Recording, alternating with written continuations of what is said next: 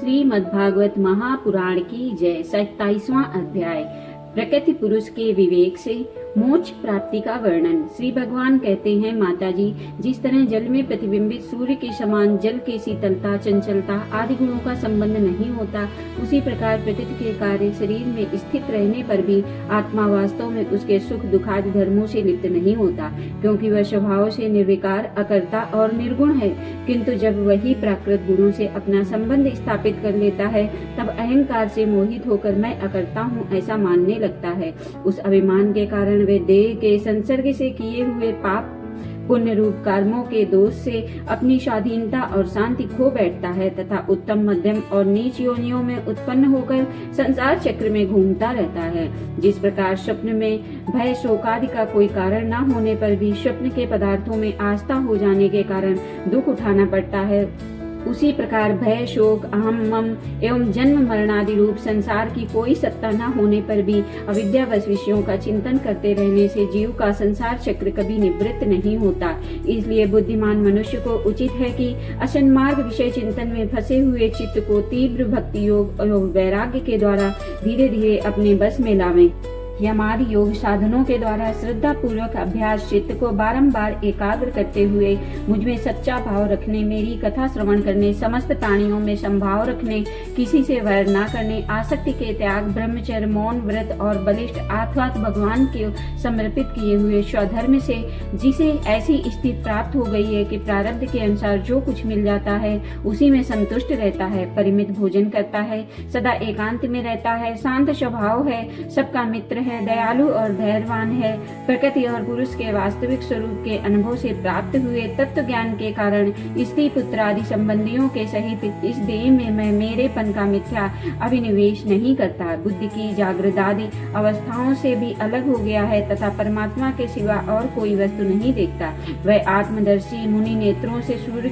सूर्य को देखने की भांति अपने शुद्ध अंतःकरण द्वारा परमात्मा का साक्षात्कार कर उस अद्वितीय ब्रह्म पद को प्राप्त हो जाता है, जो देहादि संपूर्ण उपाधियों से पृथक अहंकारादि मिथ्या वस्तुओं में सत्य रूप से भासने वाला, जगत कारण भूता, प्रकृति का अधिष्ठान, महदादि कार्य वर्ग का प्रकाशक और कार्य कारण रूप संपूर्ण पदार्थों में व्याप्त है। जिस प्रकार जल में पड़ा हुआ सूर्य का प्रतिबिंब दीवार पर पड़े हुए अपने आभास के संबंध से देखा जाता है और जल में दिखने वाले प्रतिबिंब से आकाश स्थित सूर्य का ज्ञान होता है, उसी प्रकार वैकारिक आदि भेद से तीन प्रकार का अहंकार देह, इंद्री और मन में स्थित अपने प्रतिबिंबों से लक्षित होता है और फिर सत्य परमात्मा के प्रतिबिंब युक्त उस अहंकार के द्वारा सत्य ज्ञान स्वरूप परमात्मा का दर्शन होता है, जो सुषुप्ति के समय निद्रा से शब्दादिभूत सूक्ष्म इंद्रिय, मन और बुद्धि आदि के अव्यक्ताकृत में लीन हो जाने पर स्वयं जागता रहता है और सर्वथा अहंकार शून्य है। जागृत अवस्था में यह आत्मा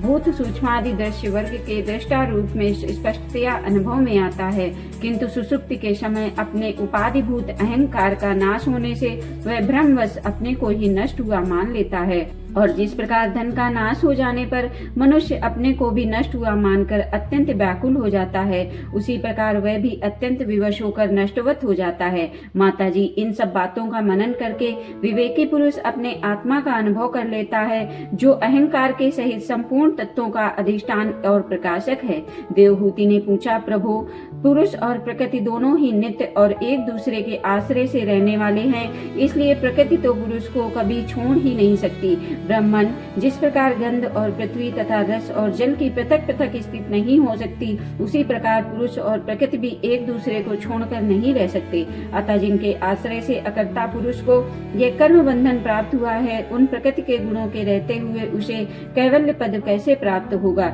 यदि तत्वों का विचार करने से कभी यह संसार बंधन का तीव्र भय निवृत्त भी हो जाए, तो भी उसे निमित्त भूत प्राकृत गुणों का अभाव न होने पर वह भय फिर उपस्थित हो सकता है। श्री भगवान ने कहा, माता जी, जिस प्रकार अग्नि का उत्पत्ति स्थान अरण्य अपने से ही उत्पन्न अग्नि से जलकर भस्म हो जाती है, उसी प्रकार निष्काम भाव से किए हुए स्वधर्म पालन द्वारा अंतःकरण शुद्ध होने से बहुत समय तक भगवत कथा श्रवण द्वारा पुष्ट हुई मेरी तीव्र भक्ति से तत्व साक्षात्कार कराने वाले ज्ञान से, प्रबल वैराग्य से, व्रत नियमादि के सहित किए हुए ध्यानाभ्यास से और चित्त की प्रगाढ़ एकाग्रता से पुरुष की प्रकृति अविद्या दिन रात क्षीण होती हुई धीरे धीरे लीन हो जाती है। फिर नित्य प्रतिदोष दिखने से भोग कर त्यागी हुई वे प्रकृति अपने स्वरूप में स्थित और स्वतंत्र बंधन मुक्त हुए उस पुरुष का कुछ भी नहीं बिगाड़ सकती। जैसे सोए हुए पुरुष को स्वप्न में कितने ही अनर्थों का अनुभव करना पड़ता है, किंतु जग पड़ने पर उसे उन स्वप्न के अनुभवों से किसी प्रकार का मोह नहीं होता,